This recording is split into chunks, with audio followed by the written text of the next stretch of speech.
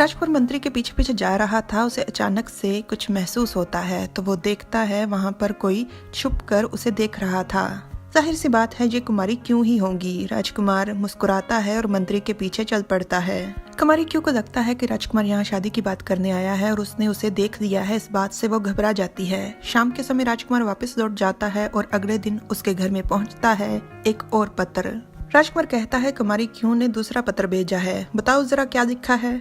जंग घबराते हुए कहता है सच बताऊं तो उसने तकरीबन इस तरह से तुम्हें बेशर्म होने के लिए डांटा है।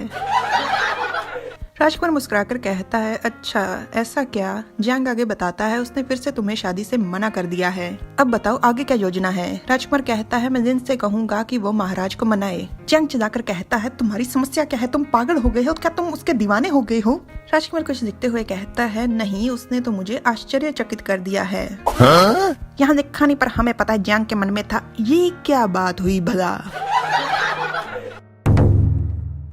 राज दरबार में जिन कहता है महाराज जिया का प्रेम कुमारी क्यू के लिए सच्चा है, कृपया उनकी शादी के लिए अनुमति दे दीजिए। राजा बेहद शांत होकर कहता है मैं इस बारे में सोचूंगा। पर क्यू परिवार का घर बहुत ही अशांत था क्योंकि अपने हाथ में कैंची लेकर बाल काटते हुए शिनजन धमकी देते हुए कहती है मैं उससे शादी नहीं करूंगी, शादी से अच्छा होगा कि मैं संन्यास ले दूं।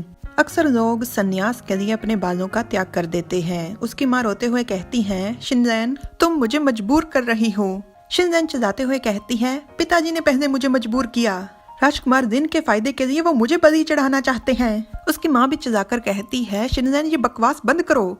जैन कहती है क्यों, क्या मैंने कुछ गलत कह दिया।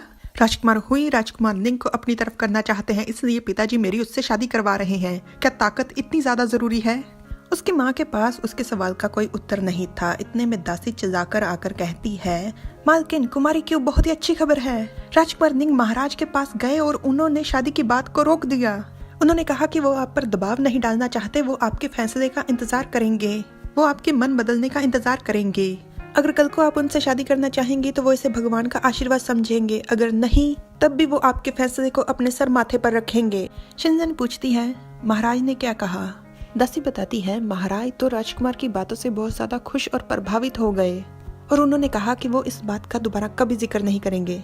उसकी माँ रोते हुए कहती हैं शिनजैन देखो हम कभी भी तुम्हें दुख कैसे पहुंचा सकते हैं, हम तुम्हारी कभी उससे शादी नहीं होने देंगे।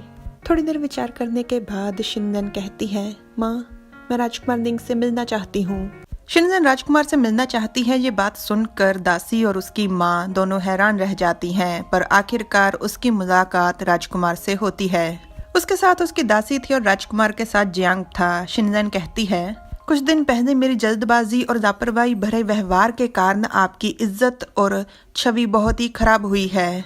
इससे पहले कि शिनजैन अच्छे से माफी मांगती राजकुमार उसे कहता है कोई बात नहीं। शिनजैन कहती है मैं आपसे कुछ कहना चाहती थी, मैं आपका चेहरा देखना चाहती थी, क्या आप अपना मुखौटा उतार सकते हैं।